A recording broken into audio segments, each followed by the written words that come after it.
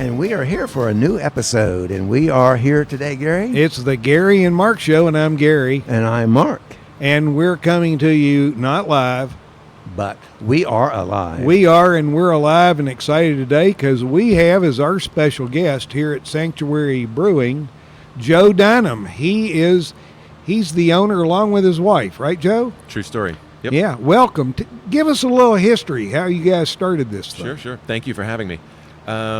So Lisa McDonald, my partner, and I, we were kind of sitting around, and we'd been living here in Hendersonville, North Carolina for a few years, and we had kind of seen the craft beer boom, and I had been working at Wicked Weed at that point for a few years. This would have been 2014, and we're saying, why is there no brewery in downtown Hendersonville? And we had been saying that for year after year, and once 14 hit, I guess we said, if nobody else is going to do it, let's take a shot at it. And so within a few weeks, we kind of came up with the name Sanctuary Brewing Company, and we were off to the races right there. And so how did you come up with that name? Along with that, we kind of envisioned a premise where we come up with a brewery that also was an animal sanctuary, and more than an animal sanctuary, a brewery that gave back to the community and was big on philanthropy and just working very closely with a lot of community organizations, and that's kind of the direction we've taken it in.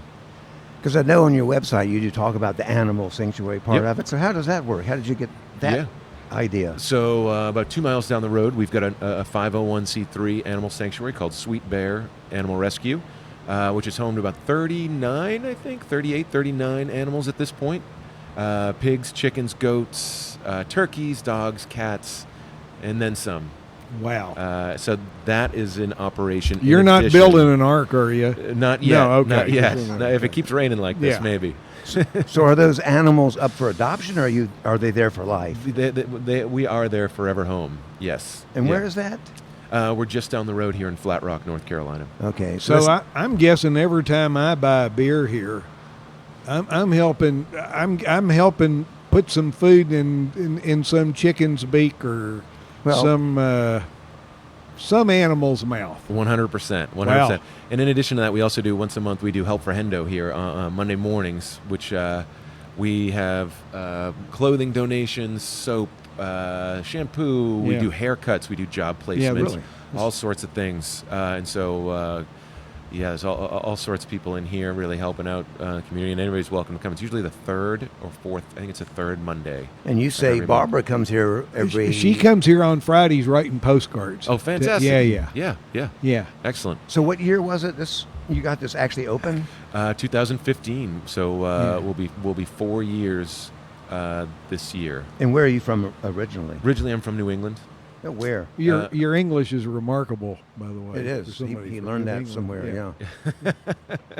I grew up north of Boston on the New Hampshire line, and I lived in Vermont for a little bit, New Hampshire. Wow. And then I met Lisa in Boston proper when I was living there for a year, and she is from the Chicagoland area, and so we moved to Chicago. We were there for a couple of years, and we moved down here in 2011. So when you say New Hampshire, not Manchester. Not Manchester, no. I'll be there in a couple of weeks. Oh, cool. Yeah.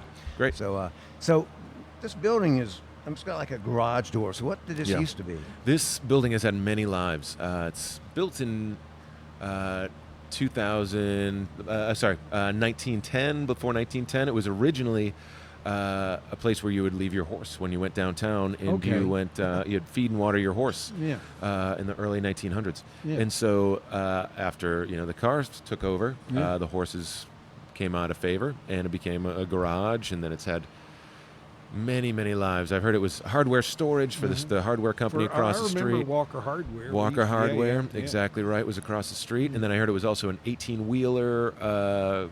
They're fixing 18-wheelers in here. And then it was a construction company. It was an exotic animal petting zoo. It was also a tumbling gym. I remember the exotic animal thing vaguely. Really? That maybe a year.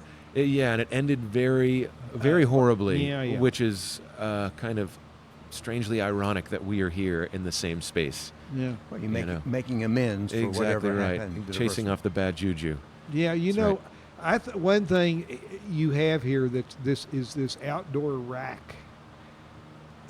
right outside here, if people have coats or clothes they don't need, they just hang them up there, and then folks who need them come and get them.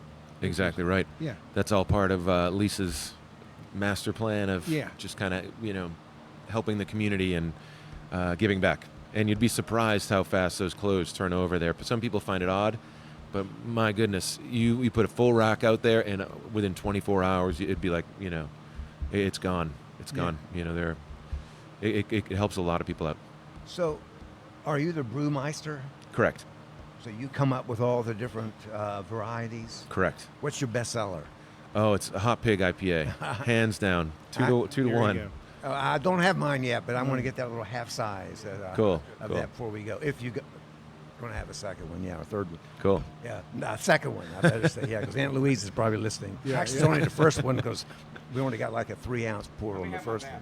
Yeah. Okay, nap. Well, Gary was suggesting that maybe since for old people like Gary, not me, but we have a nap room here. If you could put in Sure. a nap room, that'd be Or good. some, hammocks or something. Yeah. And I will say your restrooms are the biggest rooms I've ever seen in my life. So you could put a nap room in one Definitely. of those. So Absolutely. that is handy. They could hold 30 people, but they're meant for one. So that's good for us. So, what's your best seller? Is it the Hot Pig? The Hot Pig, and then Bobby Bear Jr. Bobby Beer is it's a Kolsch, so very light. It's essentially an ale version of a Pilsner. So it's all German Pilsner malt, very clean.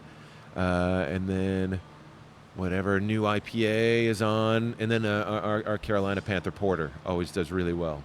So I'm looking. Is this your brew over to my right? People can't see, of course, but that's where you do all the brewing. Correct. So how much do you brew at a Correct. time? I mean, Yeah, it's pretty small operation. I knock out about 110 gallons.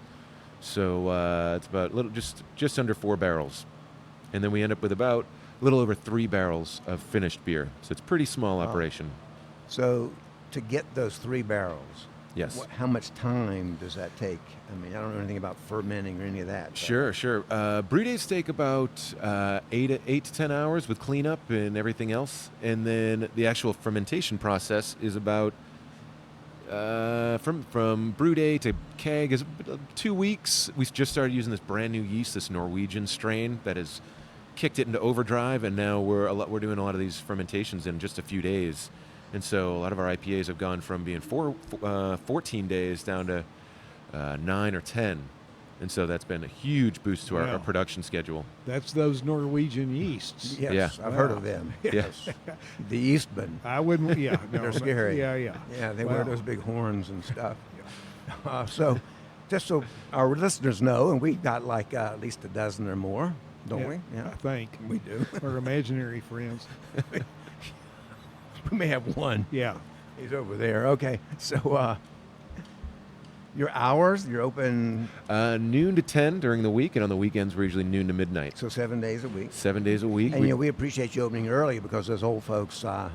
Yeah. By 7 p.m. we're done. So it's Yeah. good to know you're only brewery open at noon, Yeah. which is one of the reasons why course. we're here. So Yeah. Excellent. Yeah. Yeah. Old people, bran muffin in the morning, a nap, a beer, another nap, and another then beer, and that's today. That's it. That's Sounds today. perfect. So this anything else you want to say, Joe? No, thank you all for coming out. Oh, Well, we enjoyed appreciate it. being here at the Sanctuary Brewing Sanctuary Company. Brewing with Joe Dinan, who took time out of his day to come spend a little time with us. And Joe, so now we have a couple big sponsors. He does, yeah. And they Big are. Whiz Pocket Buddy and Rabbit Island Resorts. Two great companies. Yes, and thank you, Joe, for helping make Hendo Yep. a better place to be. That and Hendo would be Hendersonville Yes. because people don't know. They're all over the world listening to us. Yeah. So I am Mark, I'm Gary. and this is the Gary and Mark Show. We'll see you in the next episode. Thank you.